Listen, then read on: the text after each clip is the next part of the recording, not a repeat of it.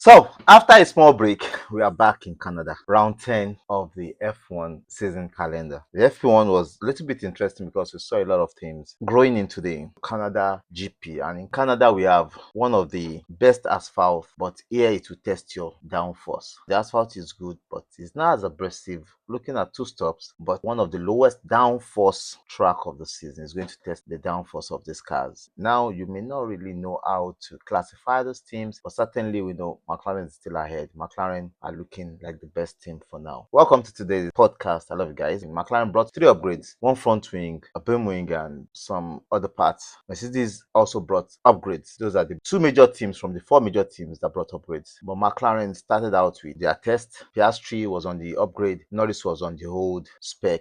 They compared, went out with aerorakes in the early hours of FP1, and later Lando Norris went to the new upgrades. But the Mercedes, they got started up, firing up immediately on their upgrades. They brought a lot of flaws, but will those upgrades really show? Because we can see a lot of teams dialing in easily. Ferrari and Red Bull didn't bring any upgrade. Let's see what they have. But the McLaren were dialing in little by little. We didn't really see what they would do, but I hope in the FP2 they will have showing their hands in what they can do. But fast on the race, we have Red Bull, Mercedes. Charles Leclerc of Ferrari dialed in straight and dialed in faster into the wall. Talking about Ferrari, the two drivers have backed Fred Vasseur on the hint that we had that Fred Vasseur might be leaving Ferrari. The team are considering setting him out, but Lewis Hamilton has backed him that it was one of the reasons why he came. That aside from him, why will he come to Ferrari? He hope ending his over Formula One career in Ferrari, but one of the major reasons why he came right now is because of Fred Vasseur. Likewise, Charles Leclerc, but we've heard Charles Leclerc is also looking at leaving Ferrari, but he had a long time contract, I think to 2031 or thereabout, or 2028. One of the people that have the longest contracts. Naturally, if you look at it, he might tend to leave because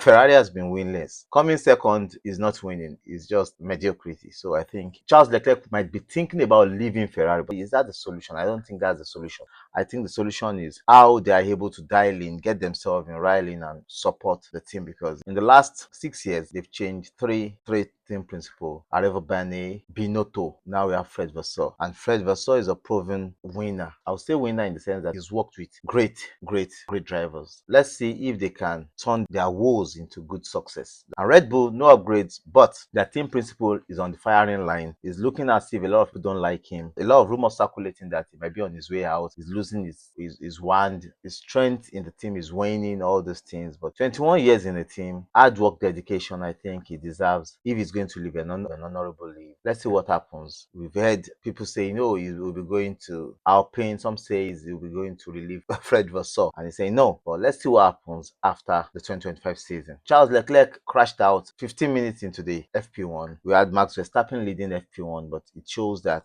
he has a strong pace. But other teams will dial in. The track evolution in Canada is massive. It's very huge. So let's see how these guys are able to run down him. Lewis Hamilton is dialing up little by little. He's looking like somebody that is trying to learn the car into the weekend like he did in Spain. FP1, FP2, he was learning it gradually. He got into the FP3 qualifying. He did a perfect job in qualifying, but in the race, a broken car, he could do nothing. Qualifying and race on Sunday. Catching it. FP2, but we had Lance Stroll coming back from surgery. 8 minutes into the session, clipped the wall, and that was the end of his session. Charles Leclerc never came back from FP1 because they had to change the whole chassis of the car. So it's like he's getting a brand new car. No FP2 for him. He'll have to get his FP1, FP2, and FP3 tomorrow. How will that pan out for him? They're building a new car for him. We know the Ferrari had chassis issues in Spain, so probability that Charles Leclerc will be getting a very better car than Lewis Hamilton because they have chassis issue. Now he's getting a new chassis. Because Lewis said he only knew about chassis issue during the debriefing. It's going to be a tough weekend for Ferrari. To Mercedes, they grew into the practices, and in FP2 they came 1 and 3. That's George Russell and Kimi Antonelli on the medium tires. I think medium tires are the best tires for the race. The McLarens have taken back